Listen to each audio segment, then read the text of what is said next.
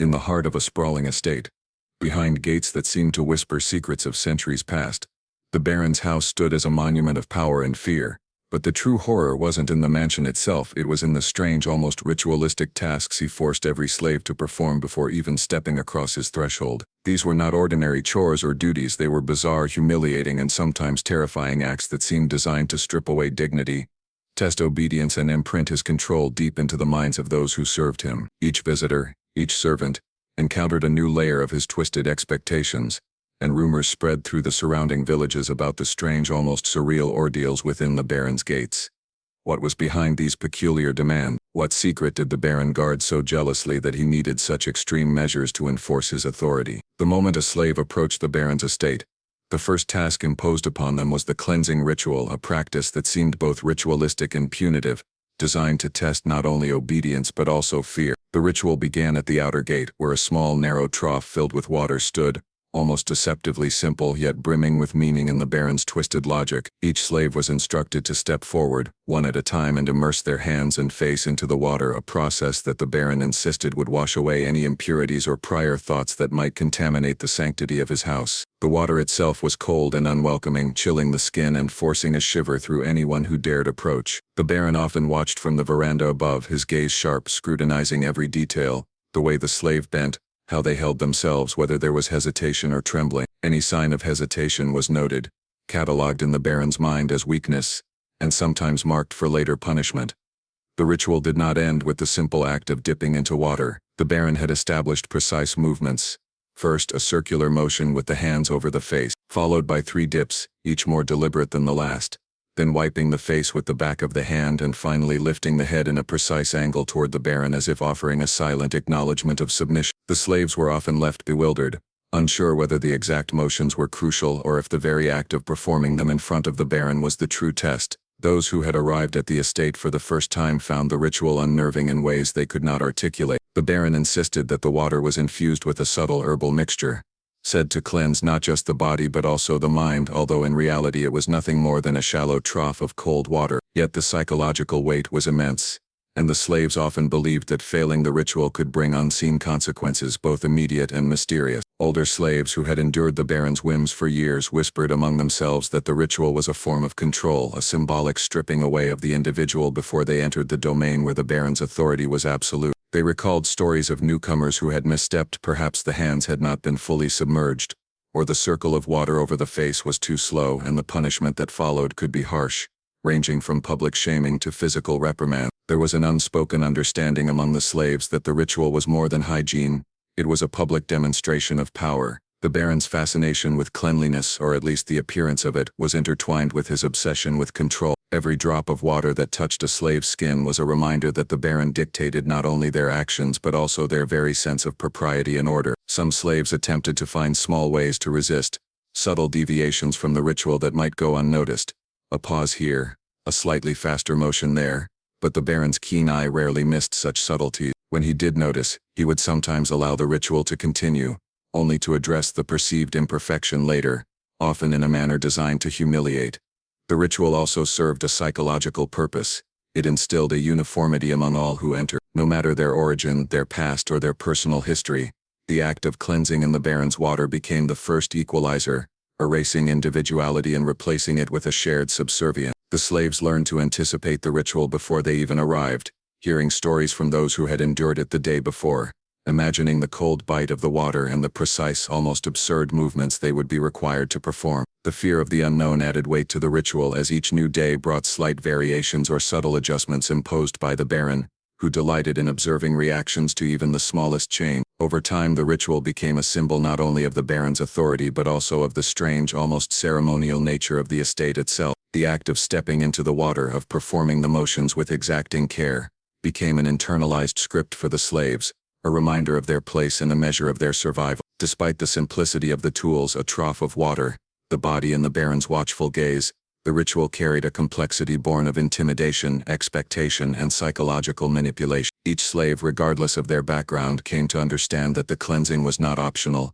that hesitation could signal weakness, and that the Baron's satisfaction was as unpredictable as it was absolute. The ritual's physical demands were not great, yet the mental and emotional weight was staggering. For newcomers, it was terrifying. For long-term slaves, it was an ever-present reminder of the environment in which they lived, where every action was measured and every moment observed. The ritual shaped their behavior long before they crossed the threshold of the house, teaching them to comply, to anticipate, and to fear the consequences of even minor deviation. Every detail, the angle of the head, the speed of the motions, the gaze directed toward the Baron became etched into memory, creating a pattern of obedience that persisted long after the water had been drained from the trough. In effect, the cleansing ritual was the first barrier, a psychological and physical test that set the tone for every interaction within the Baron's estate. It was a performance of submission, an introduction to the complex hierarchy and expectations that governed the lives of those enslaved, and a stark reminder that the Baron's control extended from the moment they approached his gates. The ritual was never the same twice. Variations could include the introduction of brushes to scrub the skin,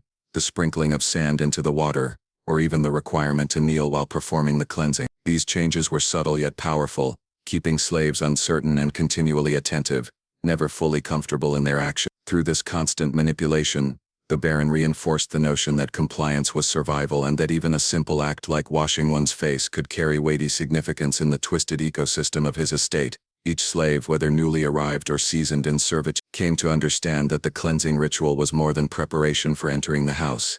It was a demonstration of loyalty, an assertion of authority, and a harbinger of the strange, demanding, and often surreal expectations that awaited them beyond the gate. The memory of the cold water, the exacting motions, and the Baron's unyielding gaze lingered in the mind long after the ritual was complete, shaping behavior, instilling fear, and reinforcing the invisible chains of power that bound them even before they stepped inside the house. Every slave approaching the Baron's estate quickly learned that the cleansing ritual at the gate was only the beginning of a series of exacting demands, and the next step was far stranger, far more disorienting: the recitation of a specific cryptic phrase. This phrase was not merely a greeting, nor a word of introduction.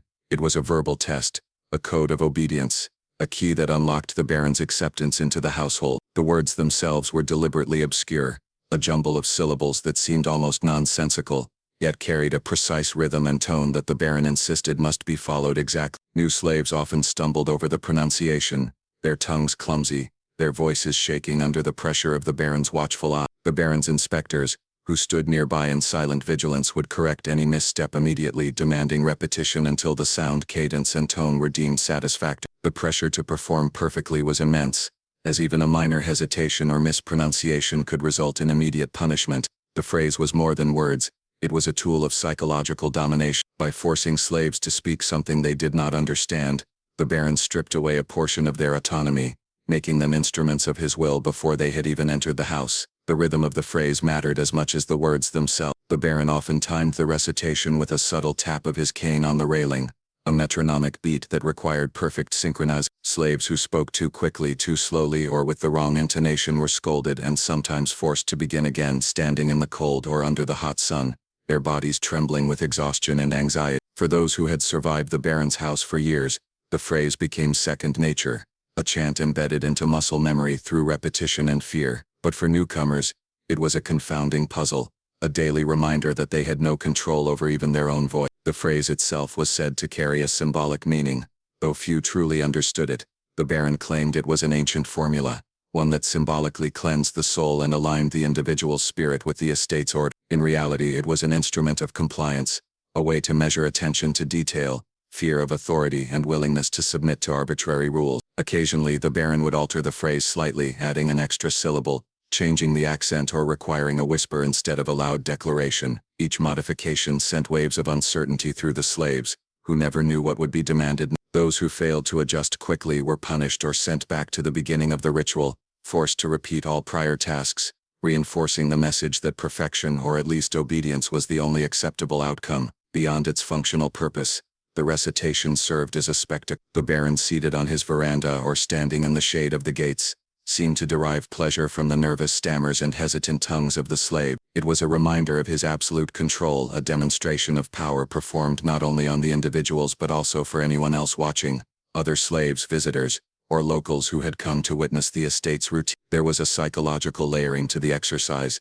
The words themselves were meaningless, yet the performance of them became a test of identity, discipline, and fear. For many, the act of reciting the phrase became associated with the first moment of submission, a ritual marking the transition from autonomous individual to a person wholly under the Baron's dominion. Some slaves, through whispers and clandestine gatherings, tried to decipher the phrase, assigning their own meanings or attempting to memorize it perfectly to reduce punishment. They shared tips and advice, pointing out the Baron's tendencies, noting which syllables he emphasized, and recounting stories of those who had failed. Despite this, each recitation remained fraught with tension, as any error could evoke scorn or physical reprimand. The Baron sometimes used the phrase as a psychological weapon beyond the gate.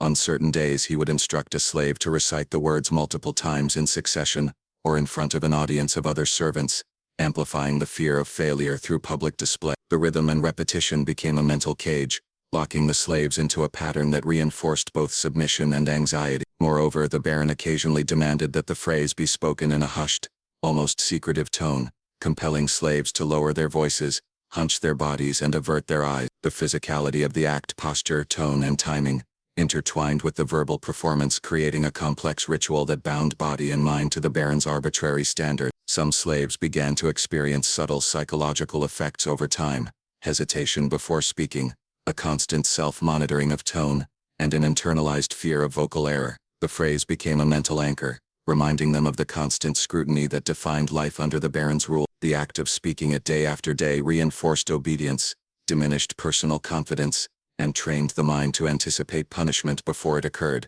It also created a hierarchy of experience. Newcomers, struggling with the strange combination of sounds, stood out, marked by awkward pauses and nervous repetition. Seasoned slaves, fluent in the words and rhythm, became quasi-mentors, quietly guiding novices and demonstrating the correct enunciation. Yet even the experienced were never free from the Baron's attention. He could always find a reason to criticize, to demand repetition, to remind the slaves that perfection was an unending standard. For some, the phrase carried a shaming quality. Spoken incorrectly, it elicited anger or derision. Spoken correctly, it did not earn praise but merely signaled the absence of punishment. This created an environment where the goal was not to achieve excellence but merely to survive, to avoid the Baron's wrath while performing a meaningless act with precision. The phrase was also a social instrument within the slave community. Whispered observations about how well someone recited it, or rumors of harsh punishments for mispronunciation, circulated among the servants, reinforcing both fear and solidarity. It became a shared point of anxiety, a ritual that bonded the slaves through a collective understanding of the Baron's power, even as it reminded them of their vulnerability. Occasionally the Baron would embellish the ritual, adding layers of complexity. He might demand that the phrase be accompanied by gestures, bowing, or even specific facial expressions. The slaves had to integrate these movements seamlessly with the words, creating a multi-dimensional exercise in obedience. Mistakes were magnified, sometimes punished immediately, sometimes noted for later retribution. Through this practice, the Baron instilled a system of control that was both intricate and unyielding, ensuring that each individual internalized his dominance before they even crossed the threshold of his home. Over time, the phrase became more than words. It became a symbol of the estate itself, a representation of the Baron's meticulous control and the strange, often cruel rituals that defined life under his rule. Each recitation was a test, a public performance, and a psychological imprint, shaping behavior, instilling fear, and erasing autonomy. The new arrivals understood that their voice, their body, and their attention were under inspection, and that even the slightest deviation from the prescribed phrase could have consequences far beyond the spoken words themselves. It was not merely a greeting, it was the first demand, the first submission, and the first step into a world where obedience was the only currency and the Baron's scrutiny never ceased. Once the slaves had endured the cleansing ritual and successfully recited the Baron's cryptic phrase, they faced yet another, perhaps the most humiliating requirement of all: the wearing of a peculiar and deliberately degrading outfit. Unlike ordinary uniforms, these garments were chosen not for practicality but for their ability to strip away dignity and assert control. The Baron maintained an assortment of these outfits in a small, dimly lit shed near the entrance gates, each tailored to the size and body type of the individual slave, but never in a way that made them feel comfortable or secure. The materials varied, sometimes rough burlap that scratched the skin, sometimes stiff cotton that restricted movement, and occasionally more extravagant fabrics that seemed intended to mock rather than honor. Upon arrival, the slave would be handed a garment without explanation, often accompanied by a curt, dismissive gesture from the Baron's overseer signaling that compliance was mandatory and unquestioned. There was a calculated absurdity in the outfits: bright colors that drew attention to the wearer, patterns that clashed violently with one another, or accessories that impeded walking or bending. Some outfits included oversized collars, or heavy awkward hats that tilted at impossible angles, making the slaves appear grotesque or caricature. The Baron delighted in observing the initial reactions, the flinches, the embarrassment, the hesitation, and sometimes allowed the outfit to remain on the slave for hours, forcing them to move through the estate, serve meals or carry out tasks in public view while maintaining composure. For newcomers, the first experience of wearing such clothing was shocking and disorienting. They would glance around nervously, aware of the other slaves who had long grown accustomed to the Baron's whims, and of the Baron himself, whose piercing gaze seemed to assess not only their appearance but also the expression of their thoughts on their face. A subtle tremor in the hands, a faltering step, or even the slightest hesitation in posture could draw immediate correction or ridicule. The garments were more than clothing. They were instruments of psychological domination, designed to reduce the individual to a visible symbol of the Baron's authority. Each layer of fabric, each awkward accessory, served as a reminder that the Baron controlled not just their actions, but the very way they presented themselves to the world. The act of dressing was itself ritualist. Slaves were required to put on the garments in a precise order, often under the watchful eye of an overseer who ensured that every fold, tie, and strap was exactly as the Baron desired. Mistakes were not tolerated. A crooked sleeve, an uneven hem, or a slightly tilted hat could provoke a scolding, a physical reprimand, or the need to start over entirely. Over time, the slaves internalized these expectations, learning to anticipate the Baron's standards before even stepping into the dressing area. The humiliation extended beyond appearance. Some outfits included elements intended to force awkward movements or restrict certain actions. Oversized sleeves would flap against the arms, hindering the ability to carry trays or tools. Stiff collars made bending or lowering the head uncomfortable.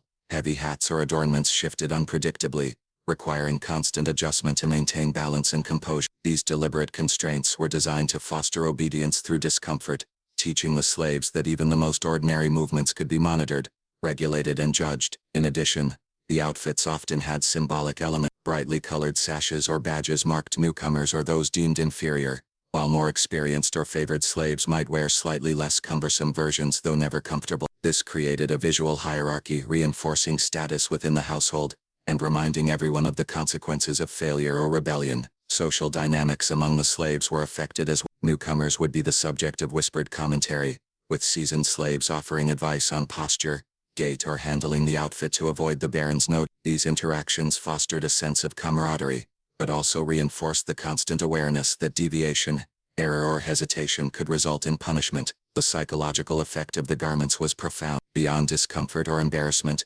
the act of being forced into a particular appearance conditions the mind to submit to arbitrary authority. The slaves learned that individuality could be erased with a simple piece of cloth, that personal preference, style, or pride mattered little in the face of the Baron's whims, and that several depended on perfect compliance. For the Baron, the outfits were a form of theater. He observed the procession of slaves, noting how they adapted to the garments, how they carried themselves despite the imposed humiliation, and how fear and self-consciousness manifested in posture and expression. The absurdity and cruelty of the clothing became part of the spectacle, reinforcing the Baron's power in the sense that his domain was governed by rules known only to him. On certain days, the Baron introduced variations to the garment. New materials, unusual accessories, or additional layers might be added without warning. These changes heightened anxiety, kept the slaves alert, and ensured that no one grew too comfortable, reinforcing the notion that the Baron's authority was omnipresent and unpredictable. The outfit also affected interactions with others. Slaves had to navigate the estate, often performing tasks in view of their peers, while maintaining composure and dignity despite the ridiculousness of their appearance. Any misstep, a stumble, a fumbled tray, or an unintended gesture, could be met with criticism from overseers or subtle, sharp glances from the Baron himself. In this way, the clothing became a test not only of obedience but also of adaptability, poise, and resilience under scrutiny. Over time, the ritual of donning these garments became deeply ingrained. Slaves learned the order of dressing, the precise way to adjust each strap or fold, and the way to move gracefully despite the impediments. Yet, even with experience, the act never lost its underlying tension. Every new day brought the possibility of alteration. Every moment in the garment was a reminder of the Baron's control, and every glance from the Baron carried the implicit message that perfection was demanded, and failure would not be forgiven. The strange outfits were, in essence, an extension of the Baron's psychological dominion. They stripped away individuality, imposed a shared ritual of humiliation, and reinforced obedience through visibility and discomfort. For the slaves, wearing the clothing was a lesson in endurance, a daily confrontation with fear and subjugation, and a constant reminder that their lives were dictated not by their own will, but by the whims of a man who valued control above all else. The garments, though material objects, became symbols of power, submission, and survival. Each thread, each accessory, each awkward detail contributed to the silent communication of authority that defined every moment within the estate, and every slave came to understand that their survival depended on wearing the strange outfit perfectly, moving correctly, and bearing the humiliation with silent compliance. The act of dressing, once a personal or mundane ritual, had been transformed into a profound statement of dominance and control, one that the Baron wielded with meticulous attention and a cruel, unyielding hand.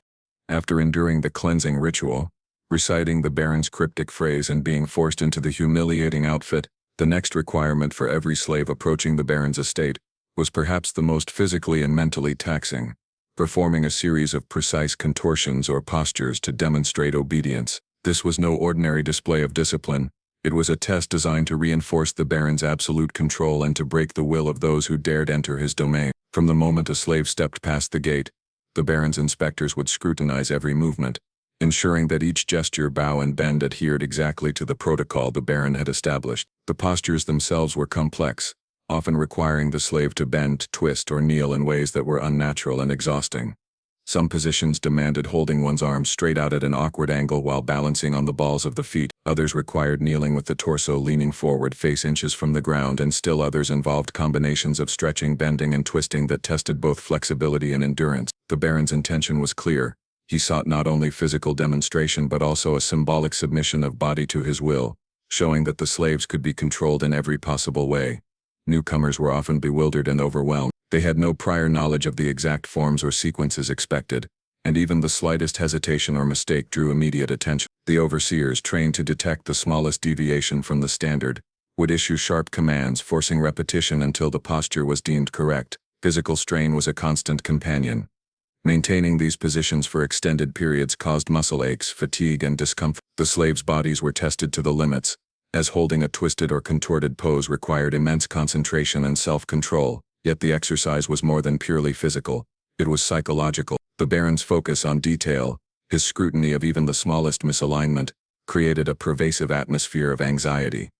Slaves learned quickly that any lapse, any moment of distraction, could be interpreted as defiance or weakness, with consequences that were both immediate and unpredictable. The postures varied according to the Baron's whim, ensuring that the ritual never became rote. One day, a slave might be required to stand perfectly still with hands clasped behind the back while facing the gate. Another day, the same individual might be instructed to perform a complex sequence of kneels and bows timed to the overseer's whistle. These variations prevented familiarity, keeping the slaves in a state of heightened alertness, always conscious of the Baron's expectations. For many, the act of contorting the body in such unnatural ways carried a deep sense of humiliation. The awkwardness of the movements combined with the weight of observation reinforced the power dynamic.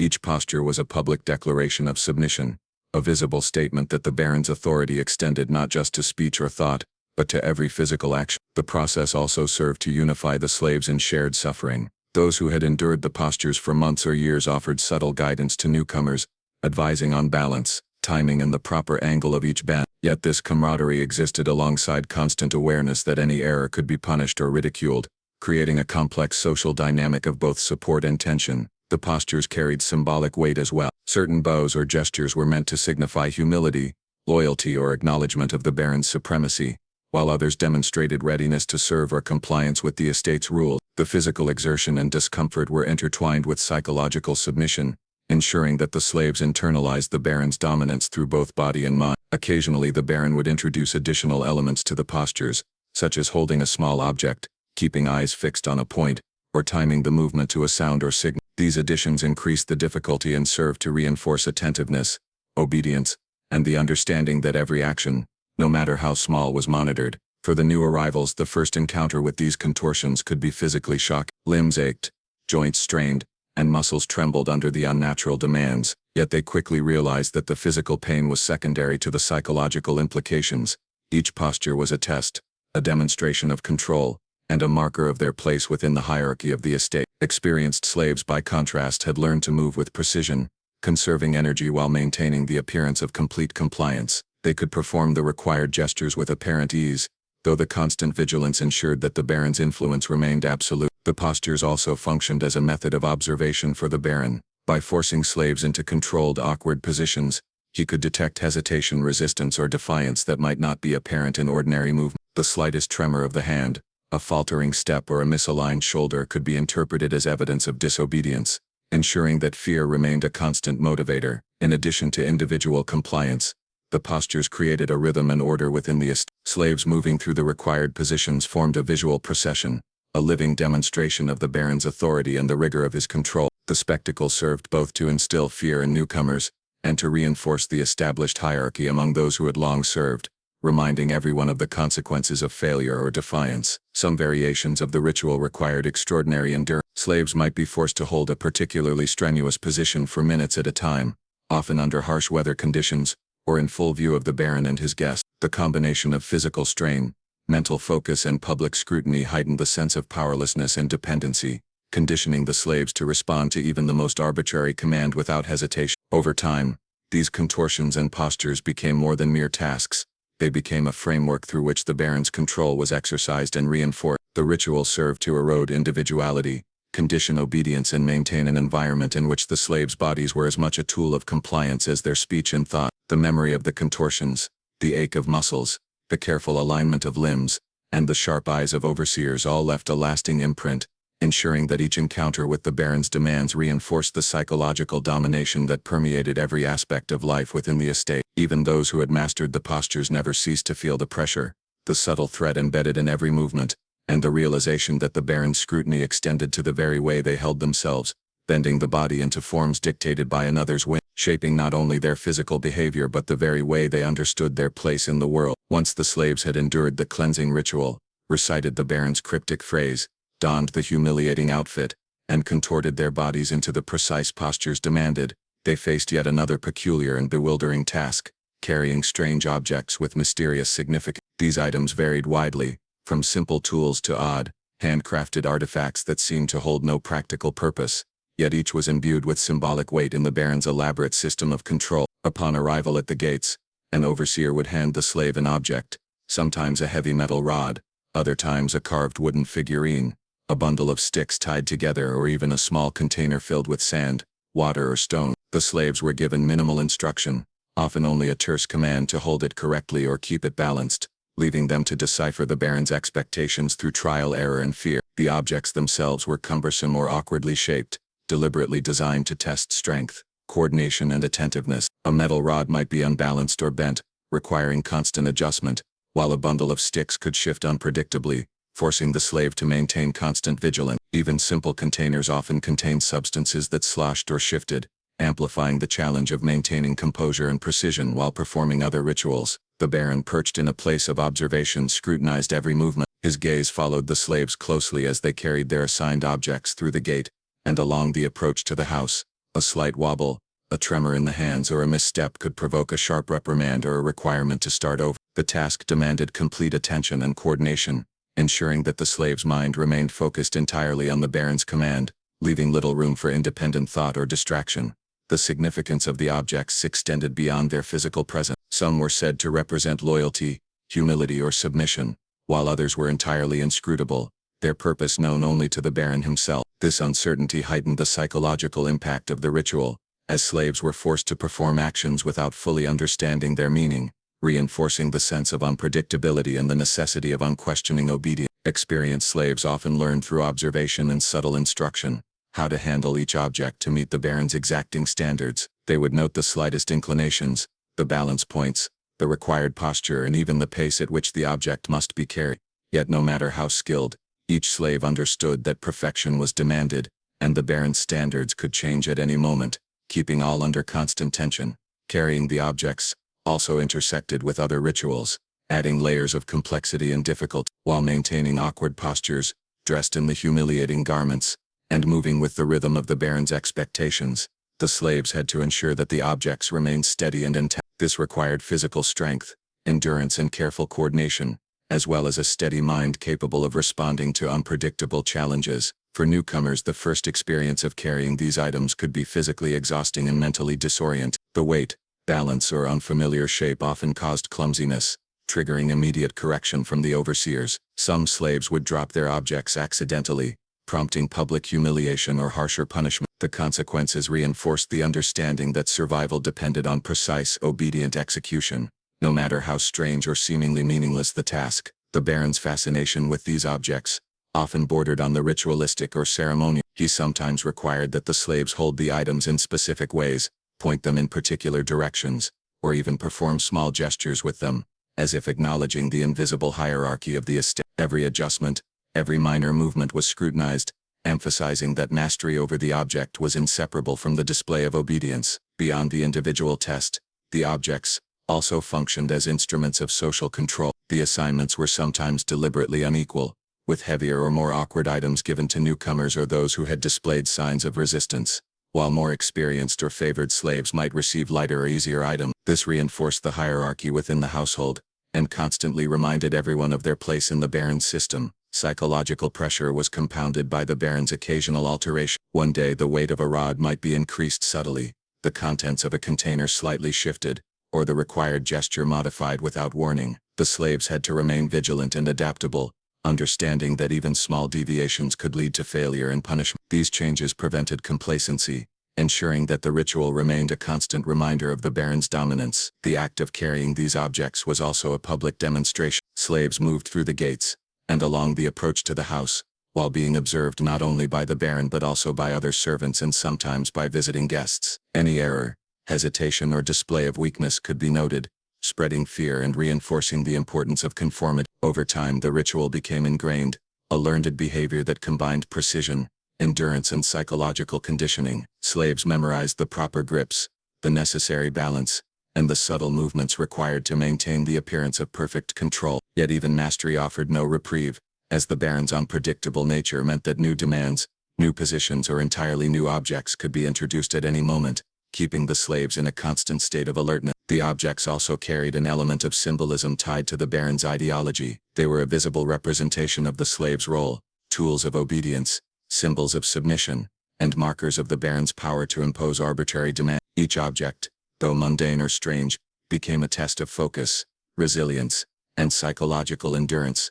reinforcing the hierarchy and conditioning the slaves to accept the authority that dictated their every action. The ritual also functioned as a method of physical training, albeit through discomfort. The awkward, heavy or unbalanced nature of the items strengthened muscles, honed coordination, and tested stamina. Yet these physical effects were secondary to the psychological dominance exerted by the Baron. The slaves' minds were as tightly controlled as their bodies, conditioned to fear deviation, anticipate scrutiny, and internalize obedience. Over time the act of carrying these objects became ritualized, an essential step in the sequence of trials imposed by the Baron. The memory of the weight, the precarious balance, the awkward grip and the ever-watchful eyes of the Baron and his overseers left a lasting impression, ensuring that each encounter reinforced submission, attentiveness, and the constant presence of power. Every movement with the object was a demonstration of loyalty, endurance, and the understanding that their existence, even before entering the house, was defined by the Baron's arbitrary and meticulous expectations. The ritual of handling the strange items became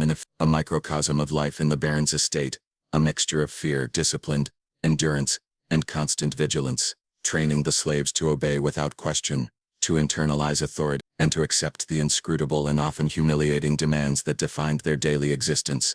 Under the Baron's watchful eyes, after enduring the cleansing ritual, reciting the Baron's cryptic phrase, wearing the humiliating outfit, contorting their bodies into precise posture, and carrying the strange objects assigned to them, the slaves were faced with yet another bizarre and psychologically demanding requirement, announcing their arrival with a specific, often bizarre sound or gesture. This ritual, unlike the previous tasks, combined elements of performance, submission and public display, creating an atmosphere that was at once absurd and terrifying. Each new slave was instructed, sometimes in whispered commands from an overseer and sometimes directly by the Baron himself, to produce a unique vocalization or movement that would signal their presence at the gate. These sounds varied widely, from elongated moans or rhythmic claps, to stifled whistles or strange animalistic noises. The gestures could be equally bewildering, involving precise hand movements, bowing sequences, or elaborate body positions that required balance, coordination and timing. The purpose, according to the Baron, was to demonstrate attentiveness, obedience and awareness of one's surroundings, though in reality it functioned as a psychological test, a measure of compliance, and a method to reinforce the Baron's absolute control. Newcomers often experienced intense anxiety at the prospect of performing this ritual. The requirement to produce a sound or gesture in front of the Baron, his overseers, and sometimes other slaves created immediate pressure, as any hesitation, misstep or imperfection could provoke ridicule or punishment. The first attempts were frequently awkward, the noises strange to the performer and incomprehensible to the uninitiated, causing waves of laughter, whispers or harsh reprimands. The Baron's expectations were exact. It was not enough to simply produce the sound or gesture.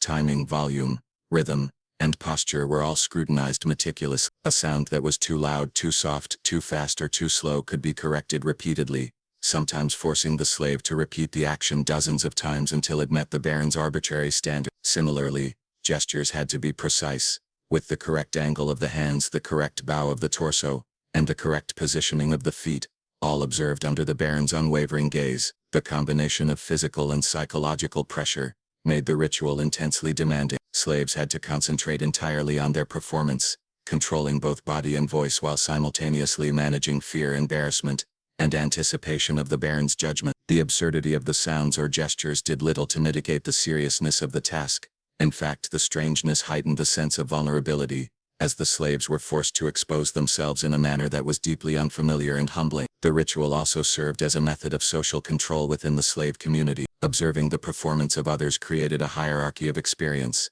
Those who could execute the required sounds or gestures with apparent ease were seen as more capable or compliant, while newcomers or those who struggled were marked by visible signs of inexperience or weakness. This dynamic reinforced both camaraderie and competition, as seasoned slaves sometimes offered guidance, subtle corrections or encouragement, while also internalizing the understanding that any misstep could invite scrutiny, punishment, or humiliation. For the Baron, the ritual functioned as both a psychological instrument and a form of spectacle. He derived satisfaction from observing the performance, noting hesitation, mistakes, or discomfort, and sometimes modifying the expected sound or gesture on the spot to gauge the slave's adaptability and attentiveness. The unpredictability of these changes amplified anxiety, keeping the slaves in a constant state of alertness and reinforcing the lesson that survival depended on strict adherence to instruction. In some cases, the Baron required that the sounds be repeated in a particular sequence or accompanied by precise gestures, creating a complex choreography that combined rhythm,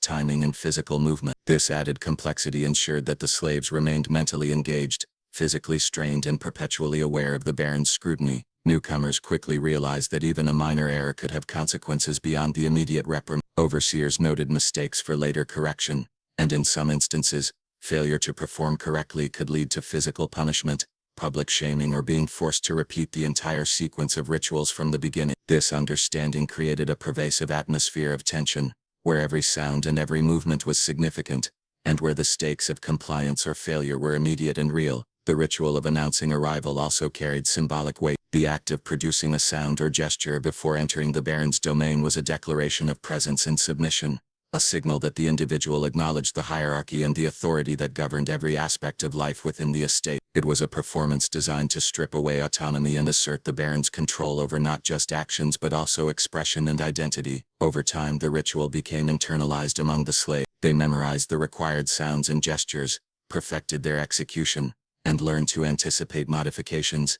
Yet even mastery did not relieve the tension. Each performance reminded them of their subjugation, the Baron's vigilance, and the fragility of their position within the estate. The combination of physical strain, psychological pressure, and social observation made this requirement one of the most taxing and enduring elements of life under the Baron's rule. The ritual also created a visual and auditory spectacle for the Baron's enjoyment. Groups of slaves performing synchronized gestures, or producing uniform sounds highlighted the Baron's power, demonstrating that his authority extended not only to tasks and labor but also to the very bodies and voices of those under his control. Even subtle variations or errors were magnified in significance, reinforcing the notion that obedience required constant attention, adaptability, and endurance. Some variations of the ritual were particularly inventive or cruel. Slaves might be required to produce sounds that imitated animals, replicate sequences of claps or stomps, or hold gestures for extended periods while maintaining balance and composure. The combination of repetition, unpredictability, and exposure created a psychological environment in which anxiety and vigilance were constant companions, shaping behavior and conditioning the slaves to respond to commands without hesitation. The requirement to announce arrival through sound or gesture, though seemingly simple, became a multifaceted instrument of control, blending performance, obedience, and psychological conditioning. It tested the slave's ability to follow instructions precisely, manage fear, maintain composure, and adapt to changing expectations, all under the watchful eye of the Baron and his overseer. Through this ritual, the Baron reinforced his dominance, ensuring that every individual entering his estate understood the extent of his authority and the consequences of failure. Over time, the memory of these performances, the awkward sounds, the precise gestures, the tremors of fear, and the careful attention to detail became etched into the consciousness of the slaves, shaping their behavior long before they even crossed the threshold of the house. It was a ritual of power, submission, and psychological manipulation, one that trained the body, disciplined the mind, and reminded every participant that under the Baron's rule, nothing was meaningless, and every action was a test of loyalty and obedience.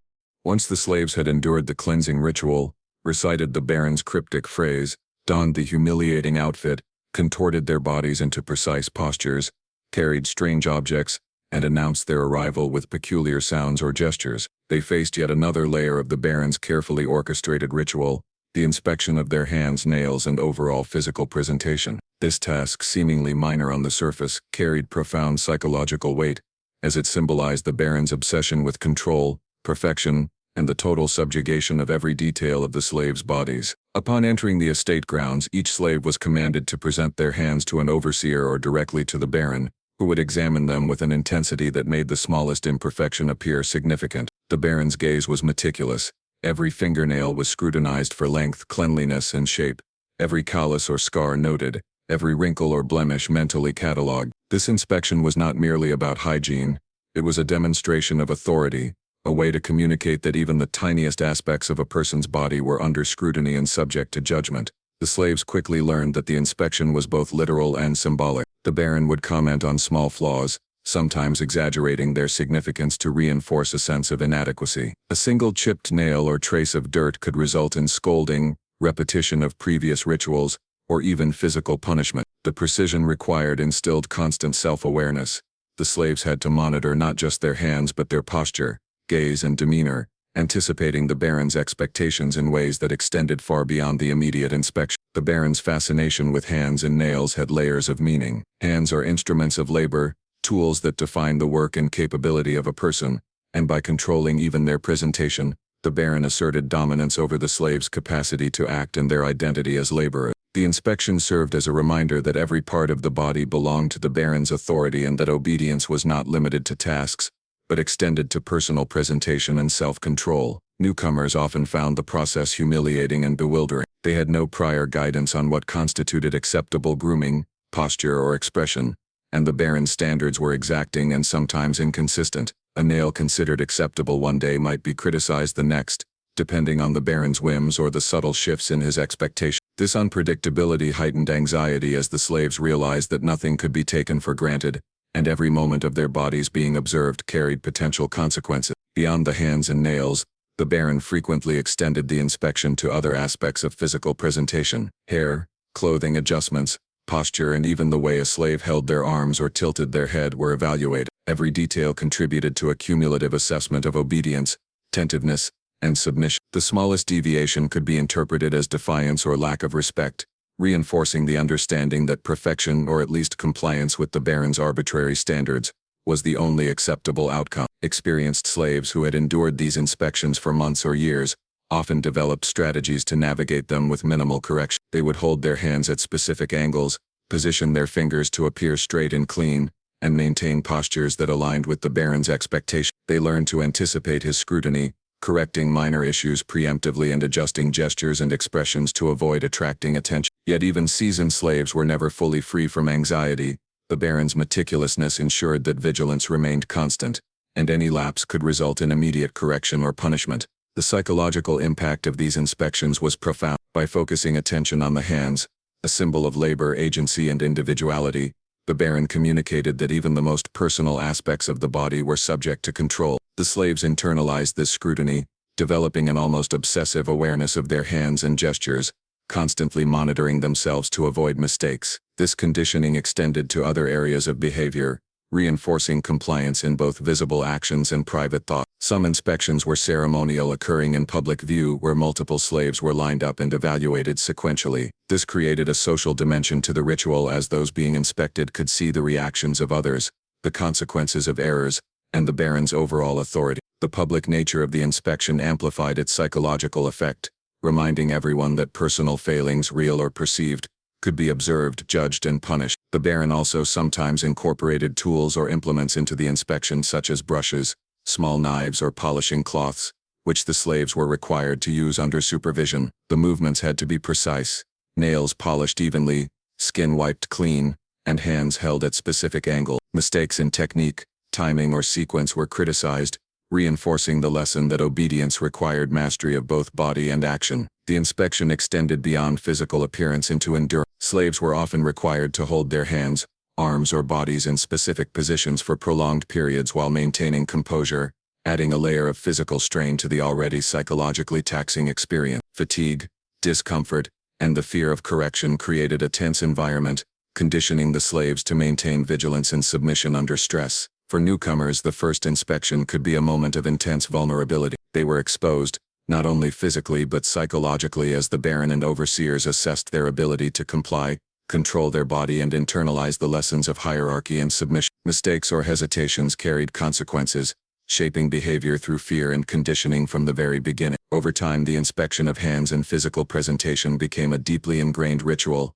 one that the slaves associated with the Baron's authority and the necessity of obedience. They learned to anticipate scrutiny, adjust posture, polish nails, and present themselves in ways that minimized criticism, yet the memory of the initial anxiety and humiliation never entirely faded. This ritual reinforced the broader system of control within the estate, linking personal appearance, physical behavior, and psychological conditioning into a cohesive demonstration of power. Even those who had mastered the inspection experienced ongoing pressure. Minor imperfections, changing standards, or subtle shifts in expectation reminded the slaves that the Baron's authority was absolute, and that vigilance and submission were required at all times. The ritual also served to distinguish experience and hierarchy among the slaves themselves. Those adept at presenting themselves with minimal correction were often recognized informally as capable or compliant, while newcomers or those struggling under the Baron's scrutiny were noted as needing guidance or correction. This created a social dynamic in which mastery of appearance, posture, and attention became markers of status and survival.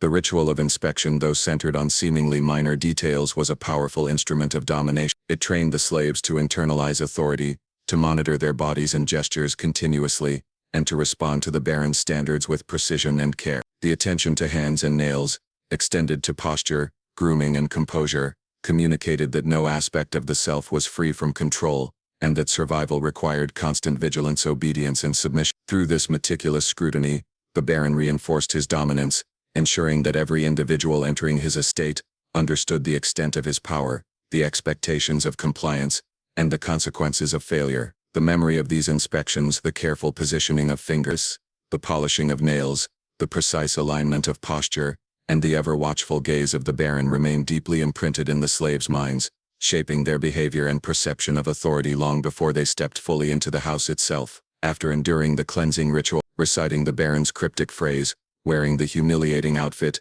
performing the contorted postures, carrying strange objects, announcing their arrival through peculiar sounds and gestures, and submitting to meticulous inspections of their hands and physical presentation, the slaves were confronted with yet another challenge designed to test obedience, attention to detail, and psychological endurance.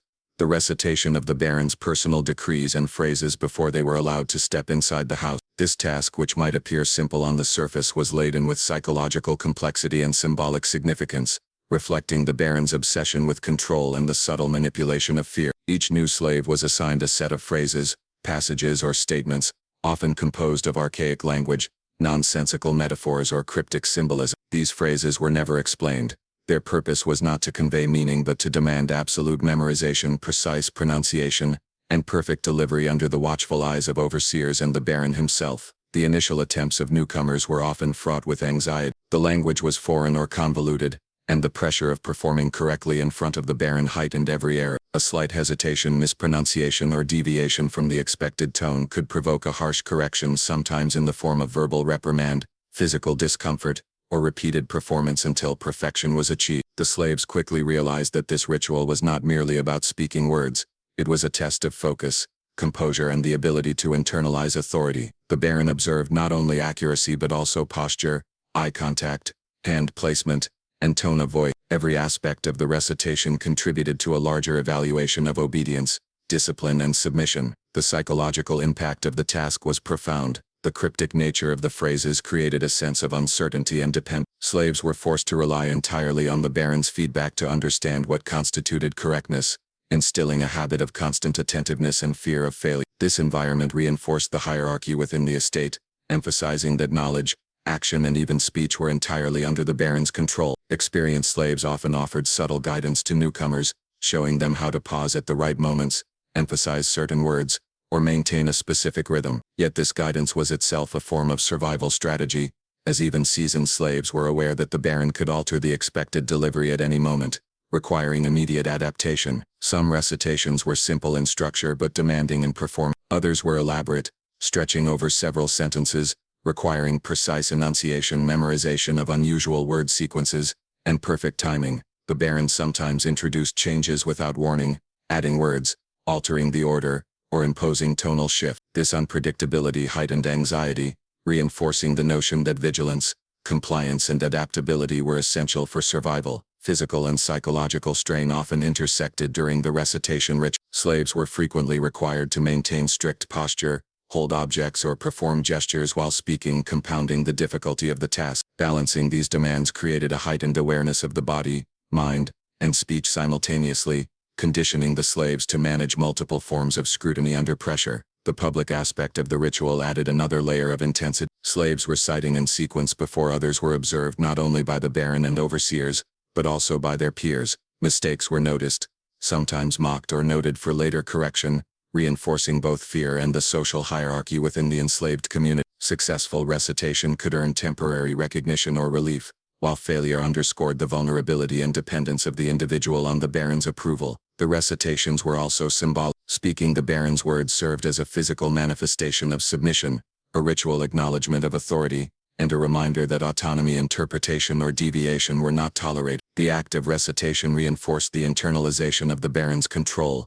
Even thoughts and speech, the most personal and autonomous forms of expression, were subject to regulation and judgment. For newcomers, the first recitation often induced intense self-consciousness. The pressure to speak precisely, hold the body correctly, and maintain composure, while under observation, created a complex emotional landscape. Fear, humiliation and the desire for approval intertwined, conditioning behavior and reinforcing obedience. Over time, repetition led to a type of learned compliance. Slaves memorized the phrases, refined their delivery, and developed strategies to maintain accuracy and composure. Yet even mastery did not remove the psychological tension entirely, as the Baron's expectations were fluid, and the possibility of change or correction remained ever present. The ritual of recitation also served as a tool for social hierarchy among the slaves themselves. Those who could deliver the Baron's words with precision and poise were seen as more experienced, capable or reliable, while those who struggled were marked as novices, drawing attention, correction or even ridicule. This dynamic reinforced both camaraderie and tension within the enslaved community,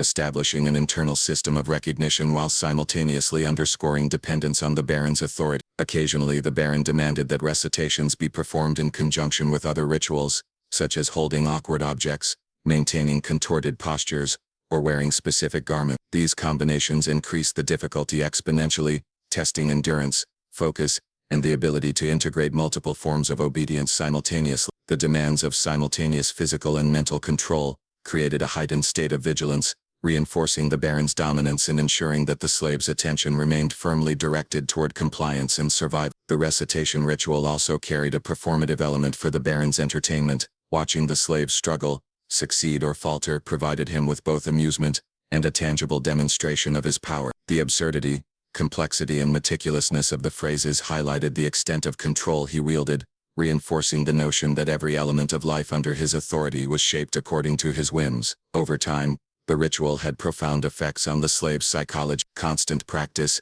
and repetition conditioned obedience, attention to detail and internalization of authority. Slaves became hyper-aware of their speech, posture and timing, often anticipating the Baron's expectations before he expressed them. This conditioning extended beyond the immediate task, shaping behavior throughout the estate, influencing labor, interaction and the subtle negotiation of status and survival. The memorization and performance of the Baron's phrases also fostered a type of resilience under pressure. Slaves learned to manage fear, maintain composure, and respond to scrutiny, even as the demands became increasingly complex or absurd. Yet the underlying message remained clear: perfection, attentiveness, and submission were required at every moment, and any deviation could be met with immediate consequence. The ritual of recitation, though centered on words and speech, was inseparable from the larger system of control the Baron maintained. It reinforced hierarchy, conditioned obedience, and integrated psychological, social and physical dimensions of dominance. By demanding precise performative compliance,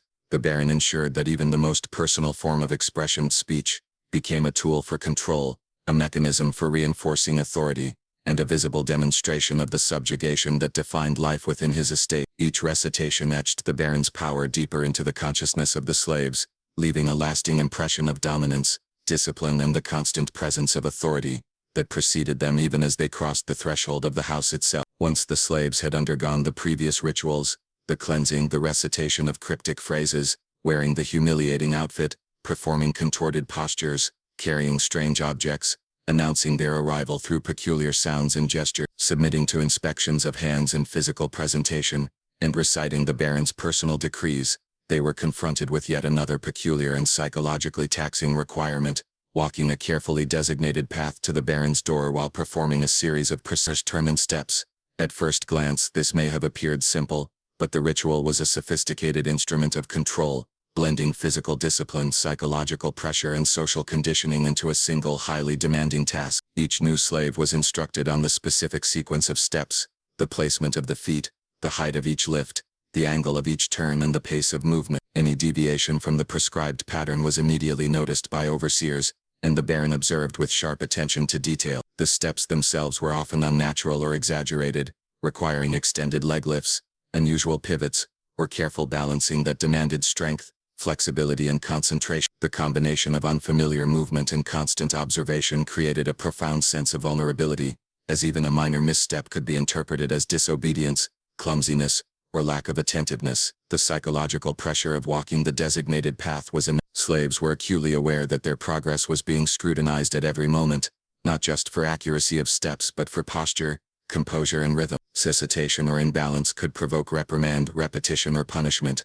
reinforcing the lesson that survival depended on perfection in both body and mind. The path itself was often symbolic. In some cases it was deliberately designed to be narrow, winding, or uneven, emphasizing the difficulty of maintaining precision. The Baron's intent was not only to test obedience, but to reinforce the subjugation of the individual, demonstrating that even the most basic act, walking, could be regulated, controlled, and judged. Newcomers frequently struggled with the combination of fear, exhaustion from previous tasks, and unfamiliarity with the movements, often resulted in awkward or faltering steps. Overseers were quick to issue corrections, sometimes forcing the slave to repeat the entire approach multiple times until the steps were executed perfectly. This repetition amplified both physical strain and psychological stress, conditioning the individual to respond with hypervigilance and obedience. Experienced slaves, having performed the ritual numerous times, developed strategies to conserve energy while maintaining the appearance of perfection. They learned how to time movements with breath,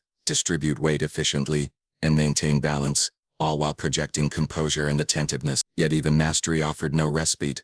The Baron's expectations were fluid, and he often introduced subtle changes to the sequence, forcing adaptation and continuous focus. The social dimension of the ritual was equally significant. Slaves performing the path in succession were observed by peers, creating a dynamic of comparison and evaluation. Mistakes, hesitation, or visible discomfort became opportunities for social reinforcement of hierarchy and experience. Those who executed the steps flawlessly were implicitly recognized as competent, while those who faltered were marked as inexperienced or vulnerable. This system reinforced both fear and the internalized understanding that survival depended on adherence to the Baron's rule. The Baron sometimes integrated additional elements into the walking ritual to increase difficulty. Slaves might be required to balance objects, maintain contorted postures, or vocalize specific sounds while performing the step. The simultaneous management of multiple demands heightened physical and mental strain, testing coordination, focus, and resilience. It was a carefully orchestrated exercise in obedience, ensuring that each individual was capable of responding to complex, overlapping requirements without hesitation or error. The ritual also carried symbolic meaning. The controlled, deliberate steps were a visible demonstration of submission, a reminder that the Baron's authority extended even to the most fundamental movement. Each footfall was a statement of compliance, each pause or turn an acknowledgement of hierarchy, and each misstep a reminder of the consequences of failing to internalize the rules of the estate. Over time, the act of walking the designated path became ritualized and internalized among the slaves. Muscle memory developed, movements became second nature, and the fear of correction became intertwined with the discipline of precision. Yet the psychological weight remained, as the unpredictability of the Baron's oversight ensured that constant vigilance and adaptability were always required. Physical endurance played a significant role in the ritual. The awkward, exaggerated, or unfamiliar movements taxed muscles and joints, particularly for those unaccustomed to such precise control. Fatigue compounded the difficulty, forcing the slaves to summon strength, balance, and focus, while managing fear and anticipation of scrutiny. Even minor lapses were magnified under observation, creating a continuous cycle of pressure and adaptation. The ritual of walking the designated path also functioned as a preparatory test for further tasks. By training slaves to manage physical complexity, maintain composure, and adhere to detailed instructions, the Baron ensured that each individual entering his house was conditioned for obedience, capable of executing multifaceted demands, and psychologically primed to respond without resistance. It reinforced the broader system of control within the estate, integrating physical, mental, and social dimensions into a cohesive experience of subjugation. In some cases, the Baron introduced additional obstacles or variations to the path. Slaves might encounter uneven surfaces, narrow bridges, or symbolic markers requiring precise navigation, adding unpredictability and reinforcing the lesson that even routine actions could be subject to arbitrary challenge. The combination of complexity, scrutiny, and repetition ensured that the ritual remained an effective instrument of control, embedding the Baron's authority in every step and decision. The public visibility of the ritual contributed further to its impact. Overseers, peers, and occasionally guests observed the slaves' movements, creating a performance aspect that emphasized hierarchy and obedience. Success was a demonstration of skill and compliance. Failure was a visible marker of inadequacy or defiance. This dual dynamic of performance and surveillance reinforced both fear and social regulation, ensuring that the lessons of control extended beyond the individual to the collective. The psychological effect of walking the prescribed path was profound. Slaves internalized the need for constant attention, self-monitoring, anticipation of oversight. The ritual trained the mind to remain alert, to respond immediately to instruction, and to suppress hesitation, doubt, or personal preference in favor of compliance. The conditioning extended beyond the path itself, influencing behavior, posture, and attitude throughout the estate. The ritual also created a sense of rhythm and order, with each step, pause, and turn synchronized to the Baron's expectation. This sense of choreographed movement reinforced the notion that freedom of action was limited and that obedience required precision, awareness, and the suppression of individual initiative. By the time a slave successfully navigated the path, they had undergone a cumulative series of tests that combined physical exertion, psychological pressure, and social conditioning. Each movement, step, and gesture reinforced submission, attentiveness, and the Baron's absolute authority, ensuring that the individual was fully prepared to enter the house with a body, mind, and demeanor shaped entirely by the demands of obedience. The ritual of walking the designated path, though ostensibly simple, encapsulated the Baron's broader system of control, a meticulous orchestration of fear, discipline, and performance that molded the slaves' bodies, thoughts, and behavior long before they crossed the threshold of the house, leaving a lasting imprint of authority, hierarchy, and submission. After enduring the previous 9 grueling rituals, the cleansing, the recitation of cryptic phrases, the humiliating outfits, contorted postures carrying awkward objects, announcing arrival through peculiar sounds, inspections of hands and presentation, reciting the Baron's decrees, and walking the precise path to the house, the slaves were confronted with the final and perhaps most psychologically complex test before entering the Baron's domain: the alignment of gaze, posture, and silent acknowledgement. This ritual demanded an extraordinary combination of self-control, attention to minute detail, and an ability to project submission and attentiveness through every fiber of one's being. As each slave approached the threshold, they were instructed to stop at a precisely marked point in front of the door. At that point, they were required to hold their body in a rigid stance dictated by the Baron's earlier demonstrations: shoulders squared, back straight, chin slightly raised, hands placed exactly at their sides or clasped in a particular formation. The Baron's specifications extended to subtle movements that might appear imperceptible to an untrained observer: the exact angle at which the eyes were to be held, the tension in a wrist or finger, the degree to which the chest was expanded or contracted. The ritual emphasized the synchronization of body and mind.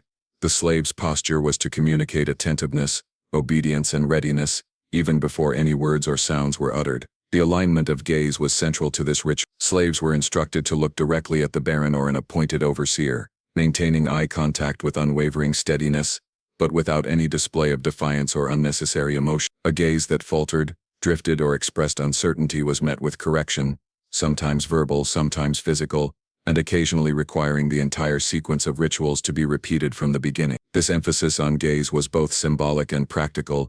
It demonstrated that the baron's authority extended not just to actions and words but to thought and attention itself. The silent acknowledgement was equally exacting. Slaves were expected to communicate submission and readiness through subtle cues, a barely perceptible nod, the slight intake of breath, or the controlled tension in a hand or shoulder. The baron interpreted these minute signals as indicators of comprehension, compliance, and psychological state. Any hesitation, overemphasis, or failure to produce the correct signal suggested distraction, defiance, or incompetence, triggering reprimand or repetition of the task. Newcomers frequently found this final ritual bewildering. Unlike previous tasks that relied on memorization, physical manipulation, or vocal performance, this test demanded internalized understanding of subtlety, control over involuntary reactions, and the ability to maintain calm under direct scrutiny. The pressure of being observed by the baron, whose gaze could pierce perceived thoughts and intentions, created intense psychological tension. Many newcomers trembled, blinked excessively, or overcompensated with exaggerated movements, each error inviting correction or punishment. Physical endurance was a critical component. Holding the prescribed posture, maintaining precise angles of limbs and head, and keeping the gaze steady required continuous muscular engagement. Fatigue compounded the difficulty, particularly after the preceding sequence of rituals had already taxed strength, balance, and coordination. Slaves had to manage physical strain while suppressing natural reactions to fear or discomfort, demonstrating that control over the body was inseparable from control over the mind. The ritual's design was deliberately exacting, ensuring that mastery demanded repetition, observation, and intense focus. Experienced slaves understood the nuances. Slight tilts of the head conveyed attentiveness without arrogance. Minimal hand tension projected readiness without defiance. The steadiness of the eyes communicated submission and composure. Even these mastered subtleties, however, required constant vigilance, as the baron could alter expectations unpredictably, testing adaptability, awareness, and psychological resilience. The social dimension added another layer of pressure. Other slaves often observed the performance, noting mistakes, hesitations, or particularly precise executions. This created a subtle hierarchy of capability, where proficiency in the ritual conferred temporary respect or relief, while errors marked weakness and vulnerability. The shared observation reinforced the social norms of obedience, ensuring that every participant internalized both the baron's authority and the expectations of peers. The ritual also functioned as a psychological conditioning tool. By requiring perfect stillness, attentiveness, and subtle signaling, the baron trained the slaves to internalize his authority, anticipate corrections, and suppress autonomous reaction. Over time, the repeated exposure to scrutiny, correction, and expectation created a state of heightened awareness,